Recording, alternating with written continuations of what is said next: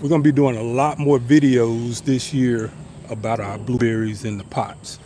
That's what I get mostly asked about. I'm going to be in Douglasville May 14th, 6:30 to 8 o'clock at the Master Gardeners meeting. I want to thank Adrian Johnson for inviting me out again. This will be my second time going to the Master Gardeners thing and doing a speech. We're going to be doing on blueberries. Matter of fact, blueberries in pots and companion planting. So that's what we're going to be talking about. I'm going to bring out some plants, maybe do a giveaway. So if you're in the mid-Georgia area, Douglasville, Douglas County, come out and hang out with us May 14th, Douglasville. If you purchased any of our blueberries from growingoutthebox.com, this is what your blueberries should be looking like, depending on when you order them, of course. We cut them back when we ship them. But this is one of my sweethearts here. And this is a remontant blueberry. It means it produces several times through the year.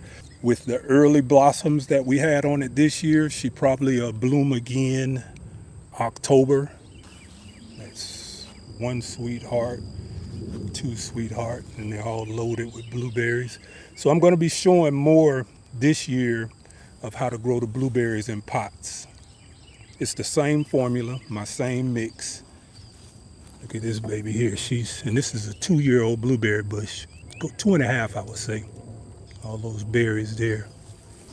This is the one we repotted last year after we went to Europe, and she was left out here struggling. That's an O'Neill.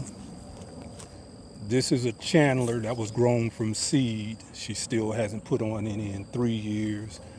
That's another Chandler that was grown from seed. No berries in 3 years. Another Chandler. All 4 of those I grew from seed.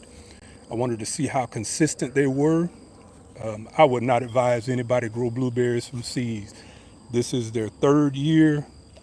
This one has a few berries on it. This is the 3rd year. This is the 3rd year cutting.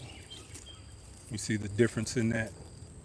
I just don't think it's worth it to grow from seed. All of these are 2.5-year-old cuttings from my sweetheart. These are 3-year-old grown from seed, and they're just now starting to produce. These are the first berries this has ever put out. Those put out the 1st year and I removed them. This is a Chandler here. So this is the mother to those from the seeds. So she's in a pot about 4 feet tall, a lot of berries on it. Chandler are some huge berries. And like I said, I'm going to focus more on the berries in the pots this year because more people are growing blueberries in pots. And I get a lot of questions about the blueberries in pots. Oh, wow, she's already putting on some color. That's a Biloxi blueberry here. These are those same little cinder block mesh that we get from Lowe's or Home Depot, cinder block or concrete mesh. We're going to cover these up with our netting once the birds start coming in because, again, that's the first ripening one of the season. I got these 2 from Hall's Nursery. You guys were with me when I purchased these. I'm going to see if anybody in the chat knows the difference. Now, these 2 blueberry bushes here are supposed to be identical. This is supposed to be a Georgia gem, which is a southern high bush. And this is supposed to be a Georgia gem, which is a southern high bush. Now I'm going to see who knows the answer to this. Why is this not a Georgia gem and a southern high bush? I want you to take a good look at it. If you've been watching the videos, you might know this. It was labeled a Georgia gem, and that's what I purchased it as. Look at how the berries go down the branch. Now, if you've been watching the videos, you're going to have an idea of what this is. Might even send you a blueberry bush if you get it right. This is a Northland. This is one of my cuttings from my big Northland that puts off about 15 to 20 pounds a year. This is a Biloxi here. She's an early bloomer. That's a Biloxi. 150 to 250 chill hours. So if you're one of the hotter climates, the Biloxi is a good one for you. This is a Legacy. The Legacy is a hybrid northern southern high bush. I like the Legacy because she comes out of dormancy a little later than the southern high bushes like the Biloxi. So she has a better chance of withstanding these up and down winters that we have here in Georgia. Now this is a Brightwell. This is the universal pollinator for all your rabbit eyes. You see how thick she is? If you have a rabbit eye and you're looking for a companion, you want the Brightwell. The Brightwell is a prolific producer, as you can see. This is 2.5, almost 3 years old from cuttings. This is a sharp blue. She has mid-sized berries. The sharp blue has a more spreading profile. She'll get tall, but she'll get wide. All of the blueberry plants are gonna be the size of the ones that I have in the pots. That's the reason why I was growing those in the pots this year. I wanna be able to grow along with you guys. And what is my guy's name? Daniel and Salty Dog Homestead.